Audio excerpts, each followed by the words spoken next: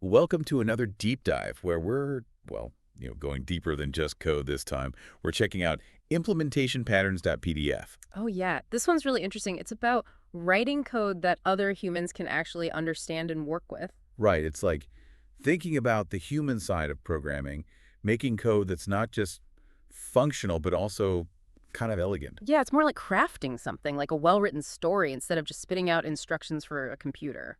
Okay, so we've got excerpts from the introduction and some chapters on patterns, and there's even a whole section on like a theory of programming. Mm. But what really caught my eye is how the author keeps talking about code as communication.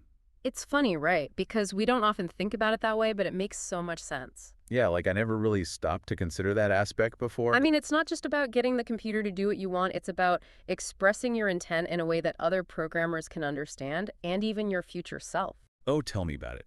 Yeah. Have you ever gone back to your own code like months later and been like, what was I even thinking? All the time. That's why this book really resonated with me. Early on, he talks about this concept from Donald Knuth called literate programming. Oh, yeah, I've heard of that. It's like the idea that code should read like a well-written book, right? Exactly. And he shares this great anecdote about trying to turn a piece of small talk code into a story. Each time they got to a point where the logic was hard to explain, they actually rewrote the code instead of trying to justify why it was so convoluted. Whoa. So they literally changed the code to make the story better. Yeah. It highlights how often we prioritize functionality over readability. But in the long run, clear code is just so much easier to maintain and evolve. So it's like admitting that if you can't explain your code clearly, it's probably not well written. Exactly. And it connects to the economic side of coding, too. Think about it. Code is read far more often than it's written, especially in big projects or when you're maintaining systems. Oh, absolutely. I've spent countless hours trying to decipher someone else's code. It's like solving a puzzle without all the pieces. And the author argues that poorly written code ends up costing more in the long run because of all the time spent trying to understand and fix it. He even shares his own experience when he first started writing implementation patterns. What happened? Did he hit a wall or something? He said it felt like coding with his fingers glued together at first, because he was forcing himself to actually write down the pattern he was following before he typed any code. Wow, that sounds painful. But I guess it paid off in the end. He said after a few weeks, he was coding faster and more fluidly than before. By consciously analyzing his style and applying patterns, he eliminated a lot of mental clutter and second guessing. So it's like an investment. You might slow down a bit up front, but it pays off later with speed, clarity, and fewer headaches down the road. Precisely. And this leads us to the next big topic in the book, classes. How do they fit into this whole communication-driven approach to coding? Yeah, I'm really curious about that. He describes classes as building blocks with character, which I love. Right. They're not just containers for code. They each have a purpose, and their names should reflect that purpose in a way that's concise and evocative. It's like choosing names that paint a picture in the reader's mind, not just describing functionality. Exactly. Like if you're using a typography metaphor, instead of calling a class drawing object, you might call it figure. It just carries so much more meaning and context. Yeah, I can see how that would make the code more readable and easier to understand. And then he dives into class hierarchies and how they can be a form of compression, but also make code harder to read if overused. Oh, I've definitely run into that. Yeah. Sometimes inheritance can get so deep that it's like falling down a rabbit hole. Right. And he has this great line, creating a subclass is like saying, I'm like that superclass, only different. It really highlights how subclassing should be about expressing variations on a theme, not just arbitrary categorization. That's a great way to think about it. It's about finding the right balance between reusability and clarity. Exactly. And then he gets into the nitty-gritty of choosing between abstract classes and interfaces, which is where those economic factors we talked about earlier come into play. Oh, right, like the cost of complexity and all that. Yeah, he argues that you should only introduce flexibility when you absolutely need it because it comes at a cost. Interfaces, for example, can be tricky because every change you make ripples out to every implementation. He even gives an example of the command interface and how adding an undo operation required creating a whole new sub-interface. Ouch, that sounds like a headache waiting to happen. It can be if you're not careful. Adding unnecessary complexity can make code harder to maintain and understand. And then he brings up value objects, which are like little bundles of immutable data. Oh, I think I've heard of those. Aren't they supposed to be really helpful for writing cleaner code? They can be. He gives the example of a transaction class, where once it's created, you can't change any of its values, which makes sense, right? A transaction is a fixed event in time. That makes a lot of sense. It's like taking a snapshot of that moment. Exactly. And the beauty of that is that sequence doesn't matter. You're creating a micro world of absolute truth, just like in mathematics. And that can make code much easier to reason about. It's like creating a solid foundation that you can build upon without worrying about things shifting unexpectedly. Precisely. He does acknowledge that there's a performance argument against value objects. You're creating more objects, which can put a strain on memory. Yeah, that's a valid concern. But I guess it depends on the situation, right? He argues that in most cases it's not a major concern. The clarity and reliability benefits often outweigh the potential performance hit. So it's another example of choosing the right tool for the job. Sometimes a bit of performance isn't worth sacrificing readability and maintainability. Right. And this discussion of classes and their relationships really sets the stage for understanding how the author approaches state, which I think is where we should pick up in part 2 of our deep dive. Agreed. This is already blowing my mind. I'm starting to see how these seemingly small choices in how we structure code can have a huge impact on its readability and maintainability. Can't wait to dive back in. Welcome back to our deep dive into implementation patterns. We were talking about state and programming before the break, weren't we? Yeah, it's one of those things that's so fundamental, but I never really took the time to think about like all its nuances. It can be tricky. I mean, it's essential for representing data and how things change, but managing it effectively can be tough. The author has this really cool analogy about Native Americans observing Mount McLaughlin, waiting for the snow to melt in the shape of an eagle. Oh, yeah, I remember that. It was a sign that the salmon were running in the Rogue River and it was time for a feast. Right. It's a great example of how changes in state, even in the natural world, can signal important events. But in programming, well, things get more complicated. Yeah, as soon as we make assumptions about a piece of data, our code becomes kind of vulnerable. Like, what if that data changes unexpectedly? Exactly. That's where you get bugs and crashes and all sorts of fun stuff. And that's where objects come in as a way of coping with that complexity. So it's like, by dividing state into smaller units, we can manage it more effectively and prevent those unexpected changes from rippling through our whole program. Right. It's about creating boundaries and managing dependencies. And within objects, he talks about 2 main ways to access state: direct and indirect. Okay, I'm curious, what's the difference? So direct access is when you're just using variables directly. It's simple, but it can create tight coupling between different parts of your code. So if you change one variable, it could have a domino effect throughout your program. Exactly. It can be like a house of cards, one wrong move and the whole thing collapses. Indirect access, on the other hand, is about using methods to get and set values. Right, like getters and setters. Exactly. It adds a layer of abstraction, which can improve flexibility and maintainability. Can you give an example of how that works? Sure, let's say you have a rectangle and you want to change its width. With direct access, you just modify the width variable directly. But with indirect access, you'd use a method like setWidth. Oh, I see. So instead of directly manipulating the variable, you're going through a gatekeeper that makes sure everything is updated correctly. Precisely. It's like having a dedicated team handling changes to a critical piece of infrastructure.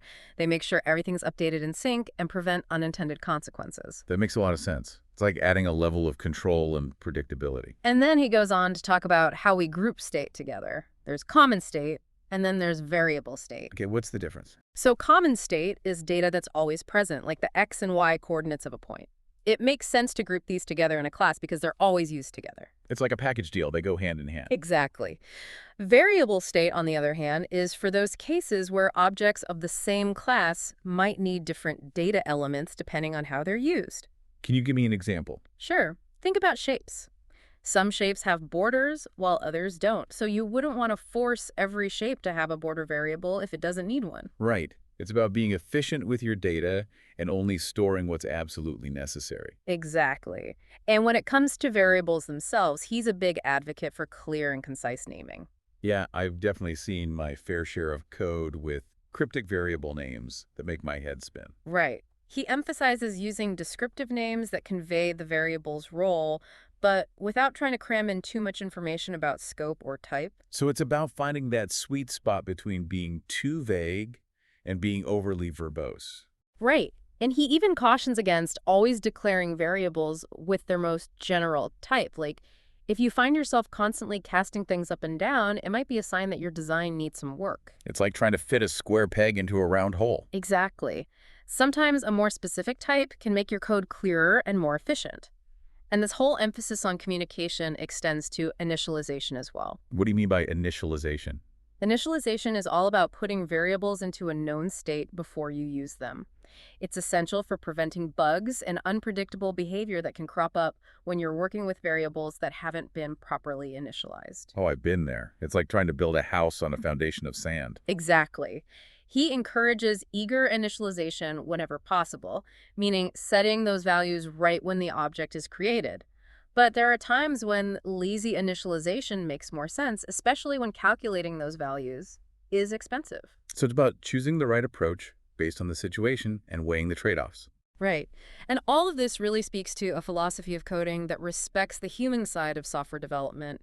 It's about making code that's not just functional, but understandable, maintainable, and even enjoyable to work with. It's like the difference between a functional but ugly piece of furniture and a beautifully crafted heirloom that you cherish. I like that analogy. And this leads us to the next big section, behavior. How does the book tackle the concept of control flow and logic in code? Okay, I'm ready to dive in. Nice. This is where the rubber meets the road, right? We're getting into how programs actually do things. Exactly. And guess what? Communication is still a key theme here. He explores different patterns for expressing control flow, and it all comes back to writing code that is clear, concise, and easy to understand. Okay, I'm sensing a pattern here. But tell me more about how this plays out in behavior. Well, for starters, he talks about how procedural languages use procedure calls as a way to hide information and abstract away details. Right, you call a function without needing to know exactly how it does what it does. It's like pressing a button on a machine. You don't need to understand the inner workings to get the outcome you want. Exactly. But in object-oriented programming, sending a message to an object goes beyond just hiding information. It introduces the possibility of polymorphism, right?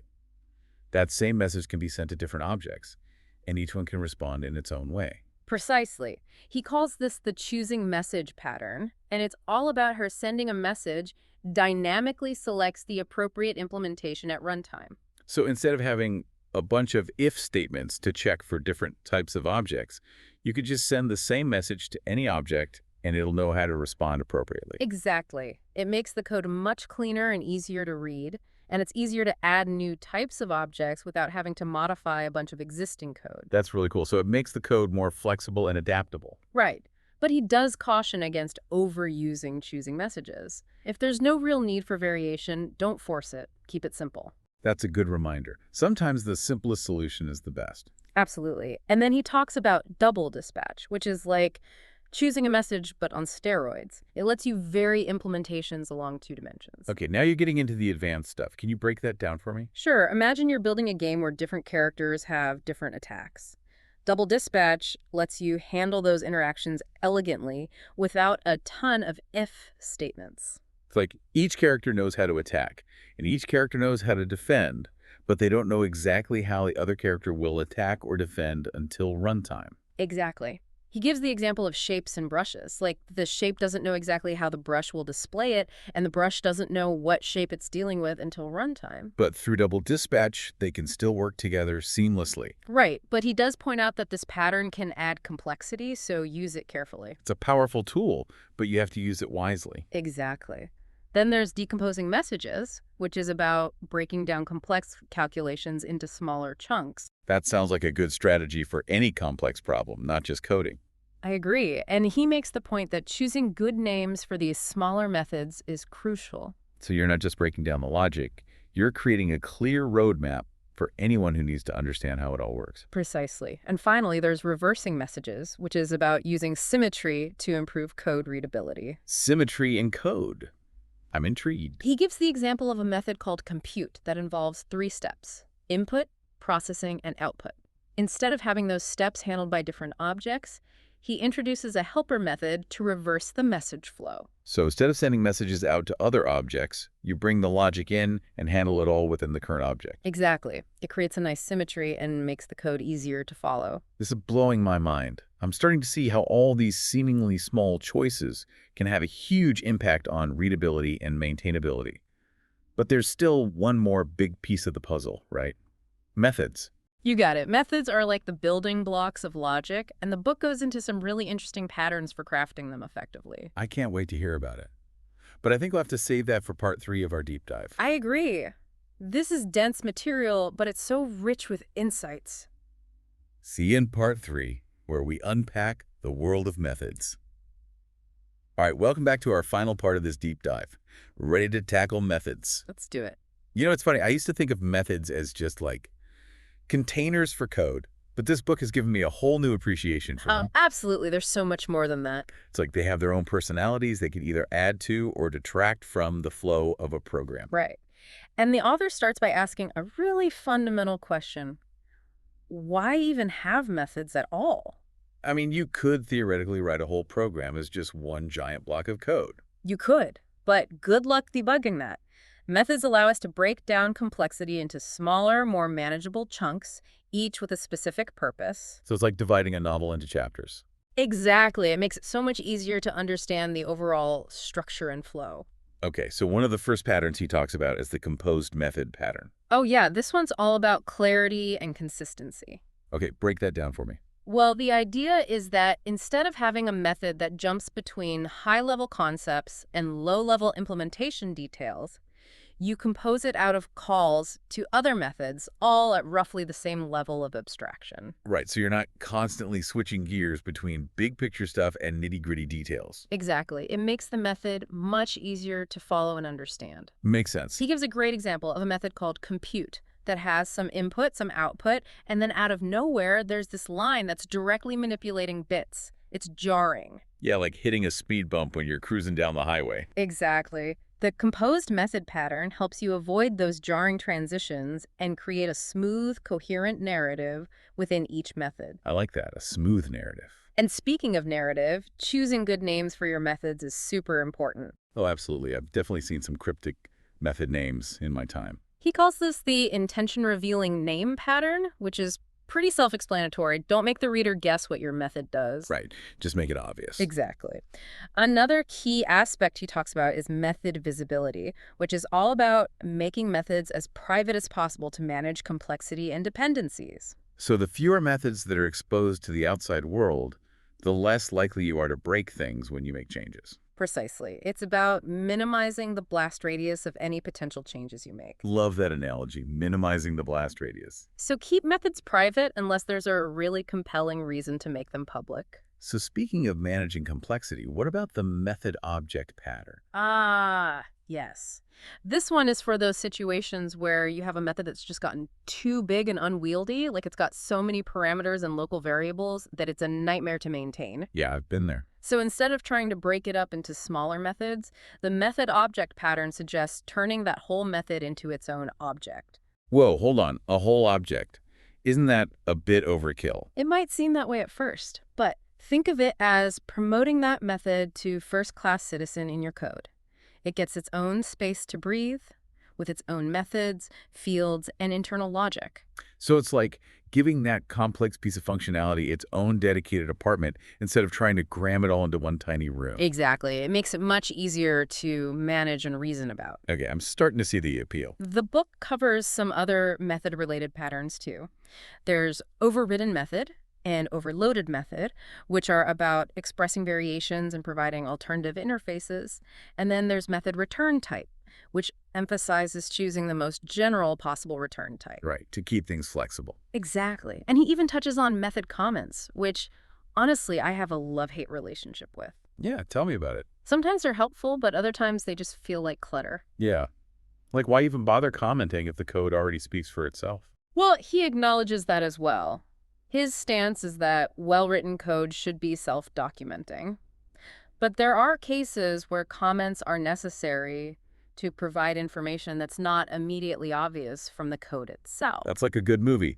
The visuals and storytelling should be clear enough that you don't need constant narration to explain what's happening. Right. And then there are helper methods, those little private methods that can make your code so much more concise and readable. All those are lifesavers. Yeah. I use helper methods all the time to break down complex logic into smaller, more digestible chunks. He stresses the importance of choosing good names for helper methods, though, even if they're never called from outside the Right, class. it's like giving those little helpers name tags. Exactly. And then there's the debug print method pattern. This one's all about overriding the toString method to provide a human-readable representation of an object. Oh, I love toastring overrides. It's like having X-ray vision into your objects. Exactly. It makes debugging so much easier. And finally, he covers a few patterns related to converting objects from one type to another.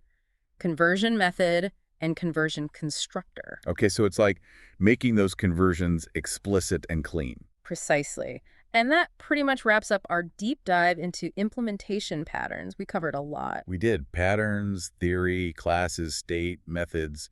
It's been a journey. It has, and what a great book. It really is. I think the biggest takeaway for me is to view code as a form of communication. Absolutely. It's not just about telling the computer what to do. It's about expressing your intent in a way that others can understand. And that means thinking about things like simplicity, clarity, flexibility, and always striving to write code that's, well, enjoyable to work with. Well said. Don't be afraid to refactor. Sometimes the best way to improve communication is to step back, reevaluate your design, and reorganize things. It's like cleaning your room. Exactly. And one last thought. Remember to choose the right tool for the job. Sometimes the simplest solution is the best. Other times, you need something more sophisticated. Be aware of the options and make informed choices based on your needs. It's about being intentional with your code. Exactly. So go forth and write code that not only works, but also speaks volumes. And until next time, keep exploring and keep diving deep.